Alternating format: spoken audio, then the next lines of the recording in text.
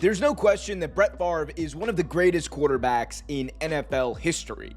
He retired with nearly every single passing record known to man. He played for nearly 2 decades in the NFL, and he is a part of some of the NFL's biggest moments, whether it be for the better or, in most cases, for the worst. And despite the legacy that Favre has amassed, despite all of the accomplishments, all of the achievements, he has found himself in hot water recently, with some even claiming that Favre stole money that was intended for some of the poorest people in the country. And despite these allegations, Favre has maintained that he didn't really do anything wrong, or at least did not know of any wrongdoing. In this video, we're going to take a look at whether or not that is the case and what is going on with one of the NFL's biggest legends, and why some people don't fuck with him anymore. I'm Omer Q for Real Take Sports. Be sure to smash that thumbs up, subscribe, and hit that notification bell. As mentioned, Brett Favre is one of the NFL's biggest names. He was drafted by the Falcons, but then later traded to the Green Bay Packers, where he spent the majority of his career winning a Super Bowl, multiple NFL MVPs, and also claiming nearly every single passing record known to man. And despite his time with the Packers, he was later cut and then spent time with the New York Jets, had a pretty good season with the Vikings that ended in pretty Brett Favre fashion, and later retired in the aftermath of the 2010 season. And we all thought that after that, Brett Favre was going to simply go away, get his Hall of Fame induction, and was going to be relegated to one of the NFL's most memorable players. But that's not what happened. Well, at least for the best, because one of the reasons Brett Favre is so known now is because of a scandal that he is involved in with the state of Mississippi. In 2022, Favre was one of the many names listed in a Mississippi welfare fund scandal after investigators determined that there were $8 million intended to go to welfare programs that eventually went to Favre. The lawsuit alleges that Favre was involved in the misuse of Federal Temporary Assistance for Needy Families funds, or TAMF for short, including $5 million directed towards constructing a volleyball arena at the University of Southern Mississippi, where his daughter was a student athlete. Additionally, Favre allegedly received $1.1 million for speaking engagement that he did not indeed fulfill.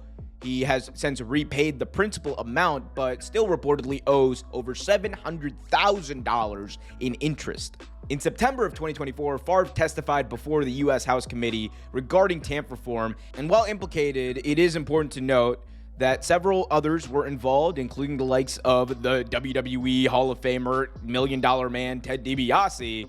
Favre has maintained his innocence, stating that he was unaware of any funds being misappropriated, and as of now, he has not been criminally charged.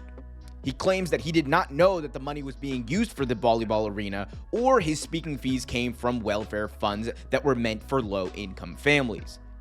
Some leaked text messages suggested that he was actually asking about funding sources. However, he argues that they were misinterpreted and don't prove any wrongdoing. Now, of course, in this country, you are innocent until proven guilty. However, what Favre did next actually did not paint him in the best picture, because it is one thing to wait and see until the investigation is done. It is one thing to have people just see what you do in the aftermath of these scandals. However, what Favre did next was very, very peculiar, and to some people may point at least a little bit of guilt, because one of the things that everyone in sports media does whenever a story like this breaks is naturally talk about it. We are curious, we want to get it out there, and it is a thing that every fan is talking about, so it might as well be the case that people talk about it on their podcasts or whatever as well. No big deal, right? This is not the first time that Favre has been embroiled in controversy, as Favre, going back to 2009, was actually under fire for allegedly sending inappropriate pictures to Jets game day host Jen Sturger. And that was definitely a point of discussion amongst several NFL pundits. So again, naturally, people are going to talk about it, and one of those people was Pat McAfee. Now, Pat McAfee, of course, has amassed one of the largest audiences in the entire American sports media sphere, and it seemed to be the case that Pat's comments towards Farve and this scandal got under his skin. There are limited times where I go, Brain, what a good job there. As Aaron's talking about, learning about being tough from the guy that played football before him, Brett Farve at Green Bay. My brain literally was like, we're in holiday season. Brett Favre, what did he do? Didn't just steal from the poor. Yeah, he did that. What else? Oh, he is the actual Sticky Finger Bandits. Yep, that's right. From Home Alone 2 in New York. So then I mentioned that to Aaron. I think it took a couple seconds for everything to settle in. And then there was a Jesus. I was just waiting. And my brain was like so happy. I was so pumped. I'm like, good for you, man. Way to put that together. And we have to make sure that is mentioned every time that man's mentioned. Have to. Because that is a big deal that happened. Oh, yeah. That's a big deal. Now, obviously, Brett Favre Enterprises is alleging that this is all wrong. That's right. And I can't Big ruse. And I can't wait to hear BFE. BFE, drop BFE, Brett Favre Enterprises. I can't wait for bumfuck Egypt to drop Brett Favre Enterprises' side of the story, and we will judge it accordingly. Right. But for the information that we have currently, every time his name gets brought up, we have to mention Hands are tied. Have to do it.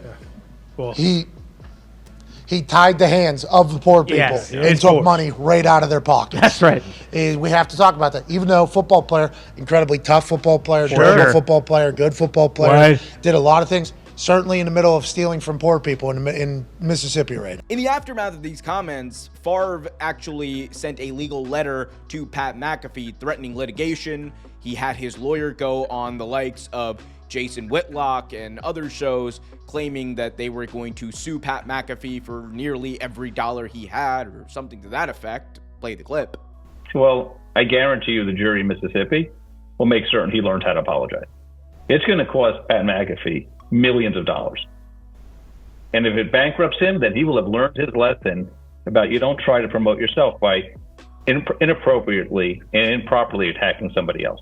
As you can see, Farve was very against people talking about this, and to be quite honest, it did not do him any favors. It, in fact, probably made him look worse, especially when you consider the fact that nothing really happened with the Pat McAfee stuff. The lawsuit was very quickly dismissed, and it was redacted, withdrawn, whatever the legal term is. It's going to be somewhere over here. That's what happened. Anyway. Regardless, Brett Favre was not happy. He also went after Shannon Sharpe in a very similar way, and this led to an actually really funny moment of Shannon Sharpe and Pat McAfee talking about it, which, again, if you didn't have anything to hide, you wonder why in God's name did Brett Favre sue these people only to have it go nowhere. But I digress. Regardless, I do think it is important to talk about what this means for Favre's legacy. Brett Favre is still one of the most iconic quarterbacks in NFL history. There's no doubt about that. Brett Favre, you can't take away everything he did on the field. You can't take away the moments, both the good and the bad. But one thing you also have to do is weigh it against the man himself. We can talk about Brett Favre's career. We can talk about how impactful he was, how legendary he was, how he was the all-time gunslinger in NFL history. But when we talk about the man, we don't need to praise the individual, because at the end of the day, doing something like what he is alleged to have done is gross. In this country and around the world for that matter, it is very natural that rich people take advantage of poor people. And at the end of the day, Favre is no victim here. The real victims are the poor people who did not get the funds that they needed. The real victims here are the people of Mississippi, one of the poorest states in the entire country, being unable to get funds that would have helped get them resources that they need. And at the end of the day, that is where the focus should be. We can talk about Brett Favre, we can talk about how shitty it was and how he's a scumbag, but I do think that it highlights a problem that we need to address. And until we address it, it's not going to go away. But regardless, I want to hear from you guys. What do you guys think about this? Is this ruined Brett Favre's legacy? Is it over for him? Is he cooked? Let me know in the comment section below. Also, be sure to smash that thumbs up, subscribe, and hit that notification bell so you get notified whenever a new video is released. Until next time, I'm Omer Q for Real Take Sports. Be happy, be healthy, and as always, keep it real. If you like this video, be sure to check out one of these other videos from Real Take Sports, and stay tuned for more.